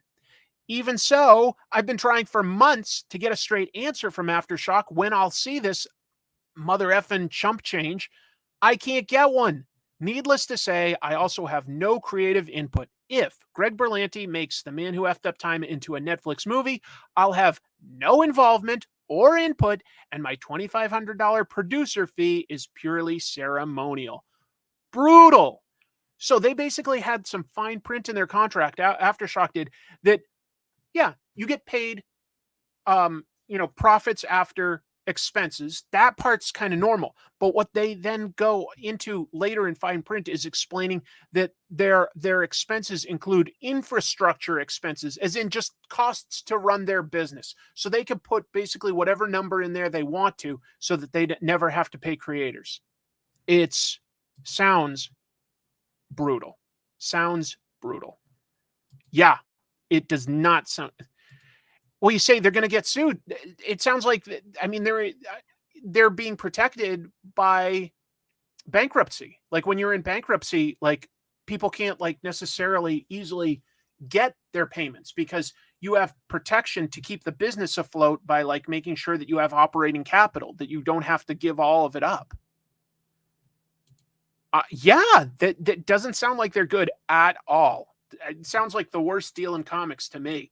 Look, I didn't get to see the actual contract, but there's more than one person saying this, and it's not like John Layman is an inexperienced person. He's written a bunch of comics. He's worked with all sorts of people. Yeah, it's just rough. Yeah, it is too bad. I guess that is the lesson, unfortunately, is that if you're signing a contract and you expect to make some money off of it, you gotta hire a lawyer to look over the contract because you can't just trust people, it seems, and you might not understand the fine print. So it's really too bad. It's really too bad. Yeah, it's too bad that they didn't read the contracts. At the same time, I'm never going to blame the victim for that. Like, this stuff is designed to sort of swindle people, in my opinion. So I'm not going to blame someone for that. Hopefully that is a lesson that we can take from it, though, that we should read contracts. Really unfortunate. Just that story blew my mind. That's all on Twitter. And Bleeding Cool sort of recapped it and put it all in. So that one surprised me. Last piece of news I want to mention was something that just happened is My Adventures with Superman just debuted. They showed the first 2 episodes on Adult Swim, came out the next day on Max for streaming. They also released the first of the 2 episodes on YouTube for free, if you're curious. Sort of an anime-inspired animation style. It deals with Clark Kent, Jimmy Olsen, and Lois Lane, pretty young, like sort of fresh out of college, working as interns at the Daily Planet, becoming really good friends. I thought it was incredibly charming, great animation, funny. It was legit kind of funny. It was more about their friendship and relationship, although it does have Superman stuff. Right now, I looked and it has 100% critical response from on Rotten Tomatoes. So it's doing well with critics. The audience response was around 85% positive, which is still like hugely positive. And so this only just debuted, but one of the producers, Jake Wyatt, he confirmed on Twitter that a second season has already been ordered. Now, is this my favorite Superman? No, that might be All-Star Superman, and I tend to gravitate towards the comics. Also, the DC animated Superman was pretty fantastic and all, but this is a very nice take on Superman. If you're newer to Superman, this probably packs even more of a punch because you're sort of new to some of these characters and that world. But it's nice. It's nice.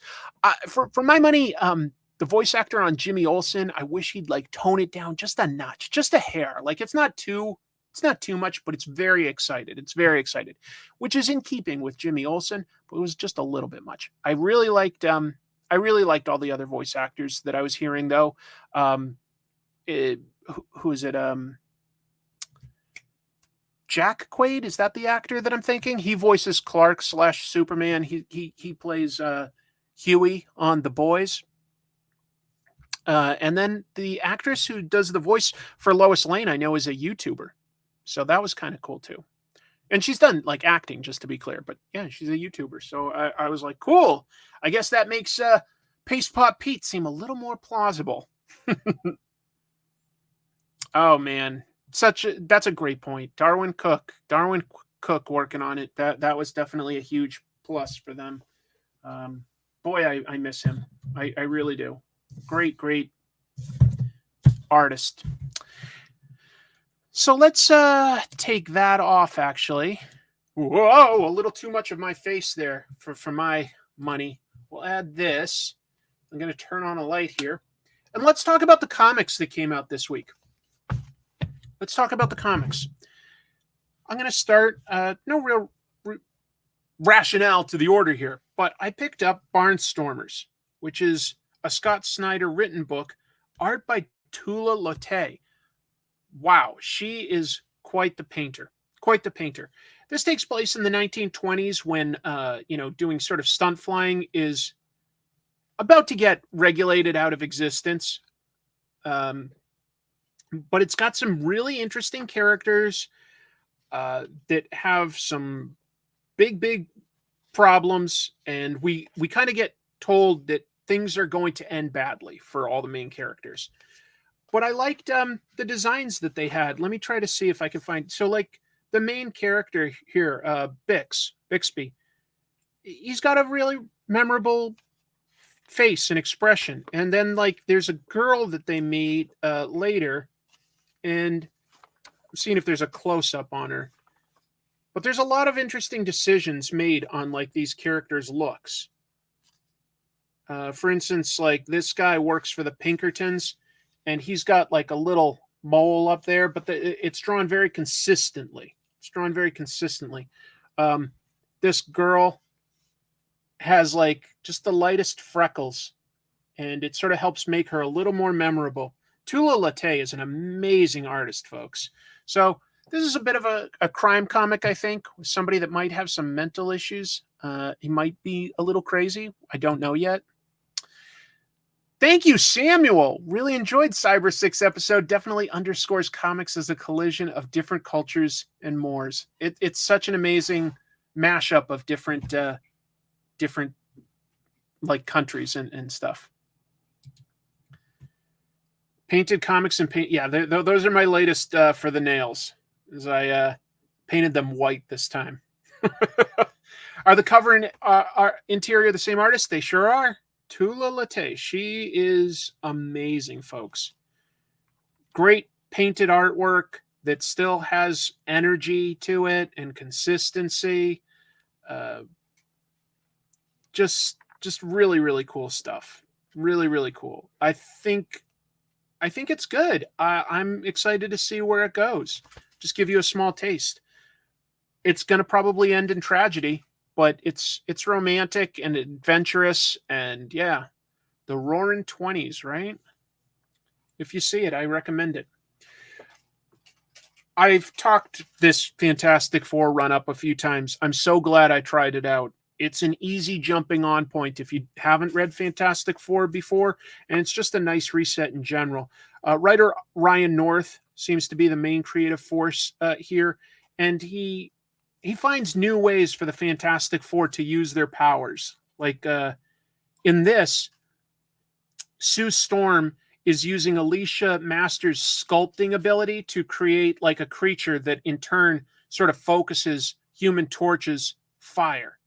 It's good. It's good. It focuses on new use of powers. It focuses on newer villains, and generally it's each 1 to 2 issues tells a full story. It's going back to basics and letting us understand the main characters. Hey kitties, do you want to come up and say hello? I really recommend it. It's super charming. It really makes the family likable. It focuses on the family dynamic and the science fiction aspect. Hi, come here. Folks would love to see. Did you see that? We got a little butt. We got a tiny little kitty butt. Come here. There's nothing there. I almost got him. Almost. You're not going to come back, little girl? You are so weird. They do let me pick them up and cuddle, but they seem to sort of know that something's going on here. No, I don't think I'm going to get them right now. I love grabbing them. I love this comparison. Each issue is like a Star Trek episode turned up to 11. It is a little bit like that. It reminds me a little bit of this current version of Star Trek Strange New Worlds, where each episode is kind of its own story and is going to focus on just like 1 or 2 characters mostly to give us sort of like an idea of who they really are. And I love that. It makes me like these characters a lot.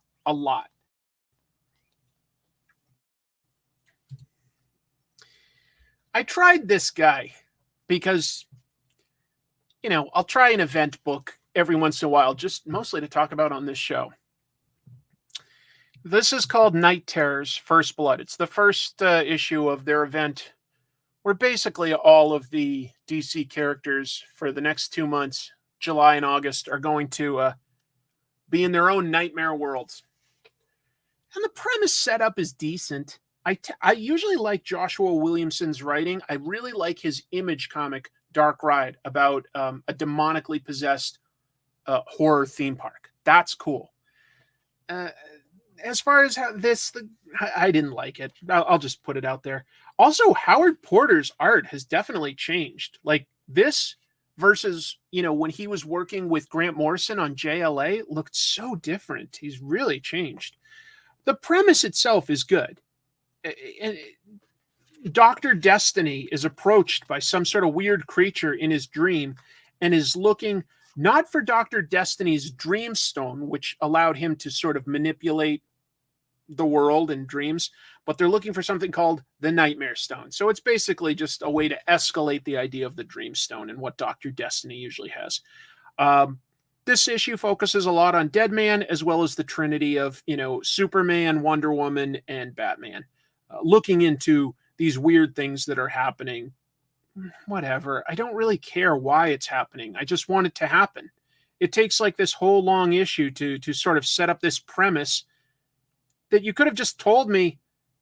You could have just told me that there's a bad guy called Insomnia that found the Nightmare Stone and just go from there. Like, honestly, this could have been like established in just a few pages if you had to.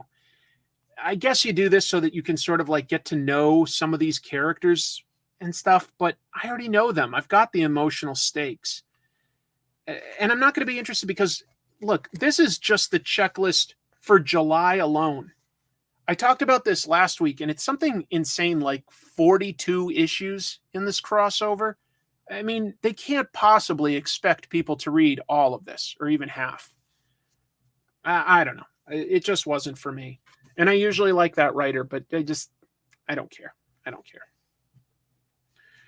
I did more or less enjoy Adventures of Superman John Kent.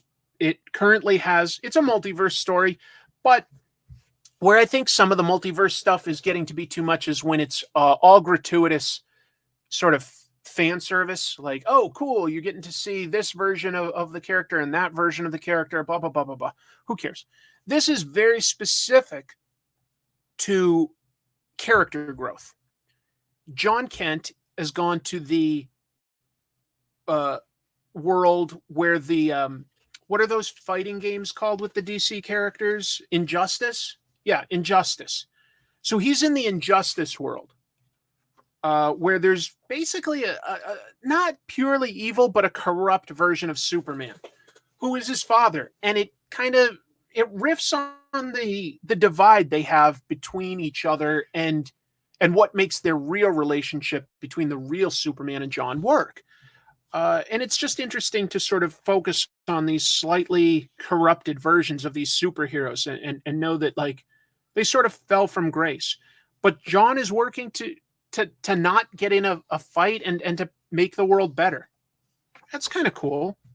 And it's cool to see the characters from the Injustice world. Like, for instance, some of the differences are small and some of them are big. In this one, Hal Jordan has joined the Sinestro Corps and is still a member of the Justice League.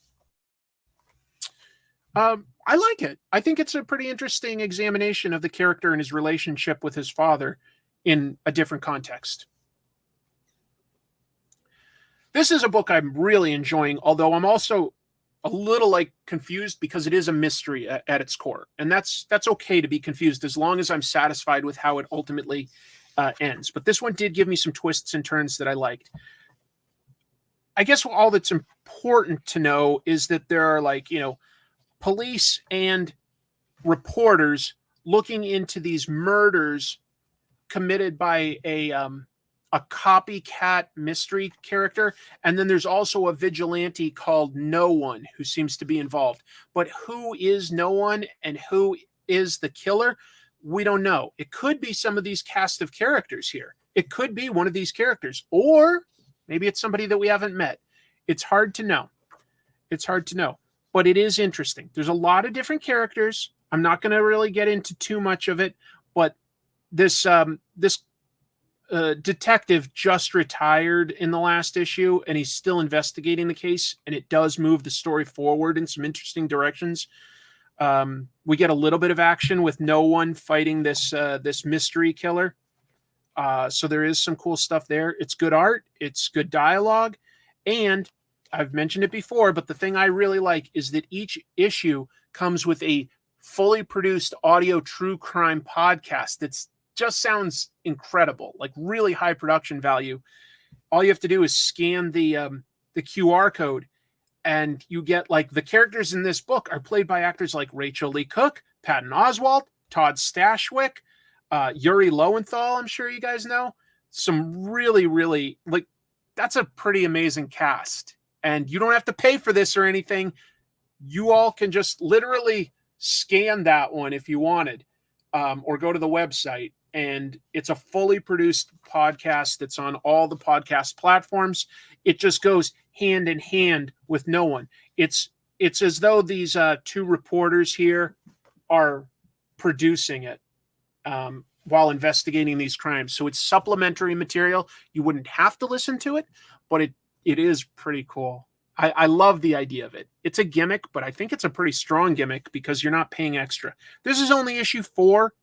It also does mention Massive Verse, like as a subtitle under the Image logo. So this is grounded. It doesn't have superheroes with powers or anything like that.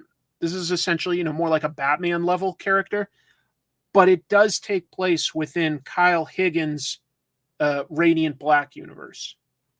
There haven't been any ties. They don't really do crossovers in that universe. Characters and the world can like be shared, but they don't go from like one issue to another and back. They don't do that in this. So that's kind of nice. Kind of like an old radio show, more like a fully produced true crime podcast, as in like you're having a story narrated to you by reporters with interviews with people that are supposedly involved, the police chief and stuff like that. So I think it's really cool. Mr. Nobody was a great villain. Yeah. I do recommend it. I do think it's pretty darn cool. We've got the final issue of I Hate This Place. I don't even know how to summarize it because it's so bonkers. Instead, I'll just show you some of the art. I think that the art's pretty cool. It is a horror comic, but it's also kind of funny. It's a horror comic with ghosts, aliens, time travel, cult leaders, monsters. I'll just like give you a taste of the art, and you either kind of like that cartoony but detailed style, or you don't. You either like sci-fi and horror all getting mixed up into like one crazy thing, or you don't. I like it. I think that this is cool. Each one at the end comes with an essay by, I mentioned him earlier, Benito Cereno. He's written some comics. He's a really talented guy, good friend. This one talks about the use of metafiction in horror movies. He's always got a really deep essay on that stuff in movies, and then like some recommended movies in that genre. So it's pretty cool. For this one, could I give the full series a grade? I'd give it somewhere between a B and a B plus. Yeah. Funny title. Well, just so you know, there's also a version of this that gets released with F This Place, and it's literally printed out, but that one's printed in smaller quantities. And I'm picking up the current Spider-Man series by Dan Slott and Mark Bagley, which I would just call good standard superhero fare. Maybe not exceptional, but also not bad. It does fun stuff, and I do like these characters. I find this pretty charming.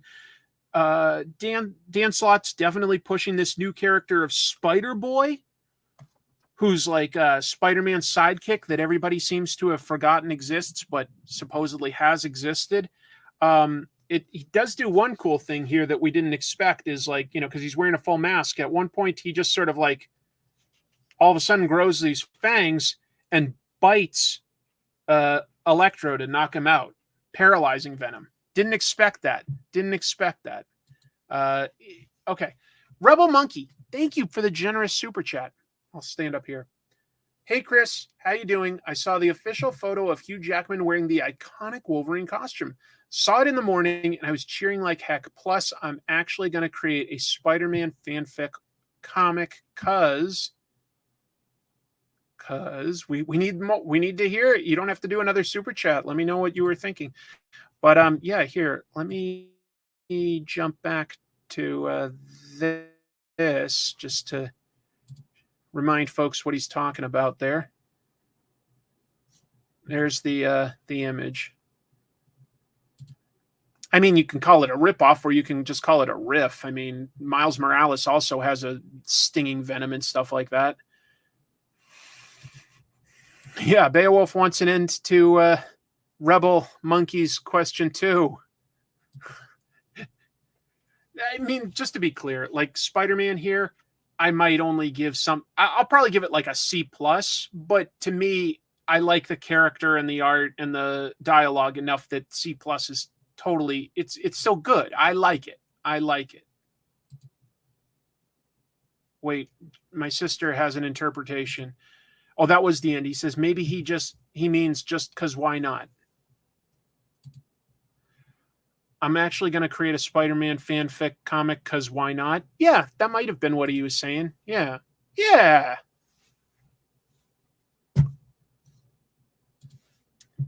But here's one last thing that I checked out this week. I was at a huge Japanese bookstore and looking at some of the manga, and I feel like I'd heard this one in the news a few times. So I took a picture and I put it on like Twitter and Threads. I'm on Threads now just to see if that one takes off. I said, any opinions on Vinland Saga? And it was like, I got a lot of response, and it was overwhelmingly positive. And they were like, honestly, like, if you like Berserk, and I was like, oh, I do like Berserk. They're like, you might like this. And I see what they mean there, although this is much more grounded in actual historical context. This has real people in it. Oh, Rebel Monkey finished. Okay, hold on. He was going to do his own Spider-Man fanfic because I'm not enjoying the way current Peter Parker is being treated lately. So that's my official reason I'm doing my fan comic. Well, I just have fun with it then. Have fun with it. But if you have a really good idea, I'd recommend saving it for your own character. If you have a good plot or character move. So Vinland Saga takes place right around 1000 AD. So quite a while ago, and follows Thorfinn, who's a real explorer. He knows Leif Erikson, also an explorer from when he was young, and essentially, it even starts a little bit structurally wise, like Berserk, but sped up a little. As a young man, we see Thorfinn working with this like band of Vikings raiding an area, huge battle scene, very cool stuff. And we find out that he's in the party because he wants to ultimately kill the leader, but he's maybe not old enough and strong enough yet. And then we do get a backstory when he was very young, and we're starting to understand who he was and what he wants to do. Hold on. Quick question. Which one did you regret more afterwards? Eating all those burgers for the Archie comic or tasing yourself at the end of the review? Tasing myself by far. Tasing myself. I should have at least tased my arm. Tasing my chest. I mean, that is damn close to my heart. I am very lucky I didn't kill myself. That was dumb. That was just something dumb that I didn't think about. I don't know. Northlanders is like the Viking comic by the American creators, isn't it? Anyway, I think that the art is pretty good, but the story is amazing. You know what it reminds me of is there was a recent movie called The Northman, and it really is kind of similar to that. There's also a bit of like guts from Berserk. His father in this was killed, so it's a little more innocent. Like his father was killed, and he wants to get revenge on the guy who, this is Askeland, the leader of the Viking tribe. So he's joined that.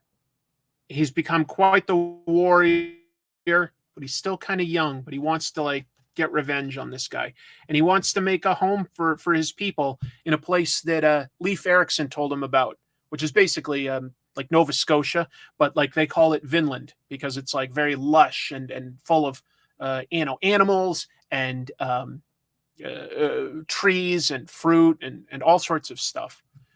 So anyway, I was really impressed with this. I really like it. I'm still reading it. Obviously, this is only like the first volume, but I'm going to stay with it and see if it stays good. I like it. I like it quite a bit. So I do recommend it.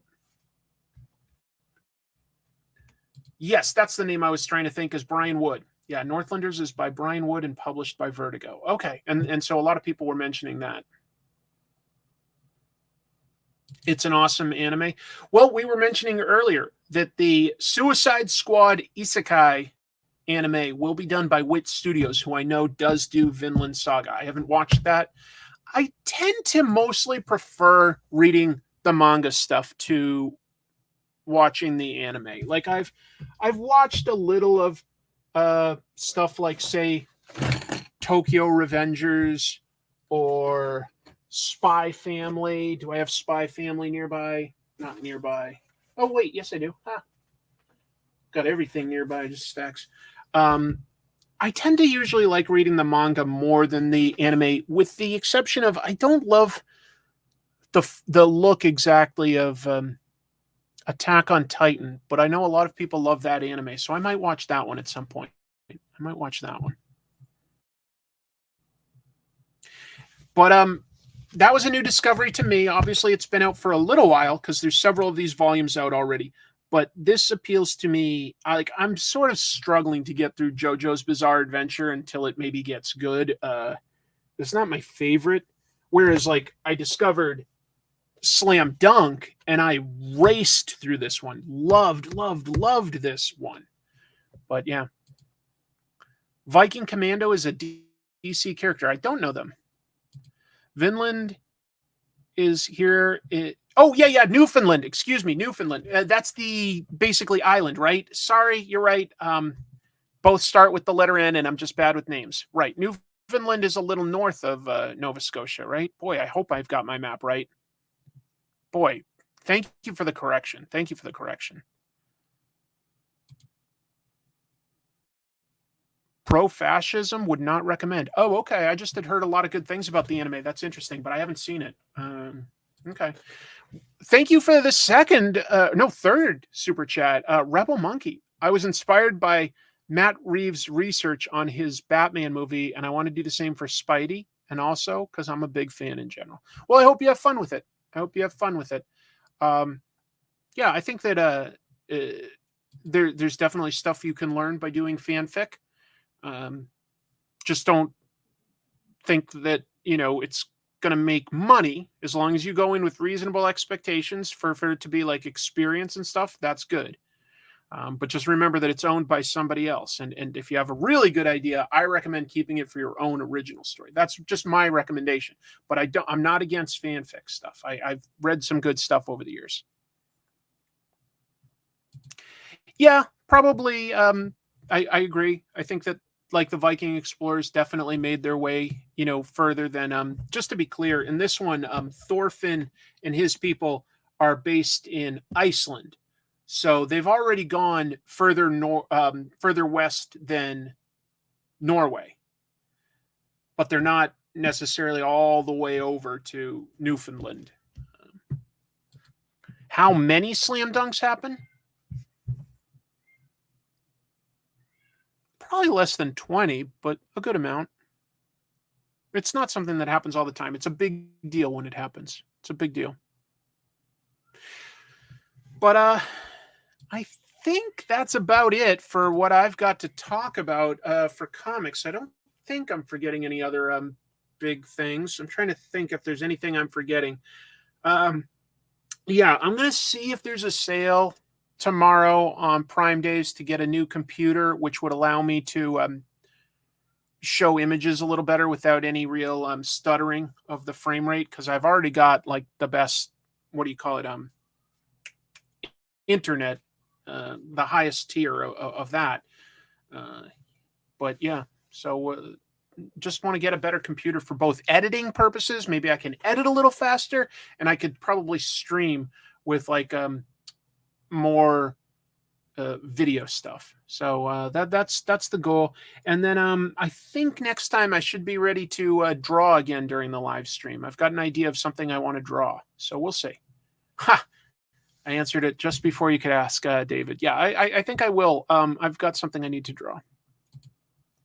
No, I know nothing about computers for the most part, other than the specs that I need. I have zero interest in building one. I barely have the time. I'm always working. I'm always working. I don't get it. I don't get like a weekend, you know. I've got a part-time job selling cars, and I do my show, which takes up almost all my free time, minus a little bit for family. Chrissy and I have my nephew living with us, so that, like, you know, we can help him out for the summer. And that just means that I want to devote some time to my family. I want to spend a little bit of time with my wife, you know. So like, I've got no free time to do something like build my own PC. I need to find one that's ready made. I want an i9 processor at least. I want a certain NVIDIA graphics card or higher. It needs to have a certain amount of RAM. I've got all the stats, like specs, written out, but you guys have donated a bunch of super chats in the last several weeks that I've all considered going to that sort of computer fund. So I'm pretty excited.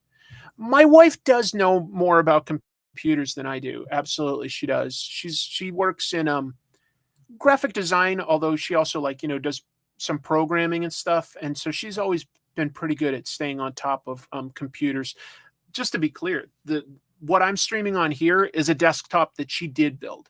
So that's cool. So we'll see. But I don't know this stuff well enough to talk about it. I just need to get a pre-built machine that's like really powerful and can last me at least a couple years, which maybe we'll see. We didn't meet your cats. Nope. They came close, and then they just sort of got shy and ran away. And I hear them meowing upstairs. They need their dinner. So, yeah, I know. Isn't that crazy that I actually enjoy spending time with my wife? But I do. I'm going to head off. Folks, it's been fantastic chatting with all of you. I had a really fun time with this one. And hopefully you got some comic book recommendations or news that you're interested in following up on. If you haven't seen it, please check out my latest video on comic tropes, which is about Cyber 6. Since that isn't, you know, something more mainstream like Spider-Man or Batman, I can always use help sharing that to new people. So, you know, if you could watch that, and if you do, maybe hit like or leave a comment, or share it with a friend or family member or a coworker you think might enjoy it. That really, really helps. Okay. Thanks, everybody. Take care and keep reading comics. Adios. Oh, I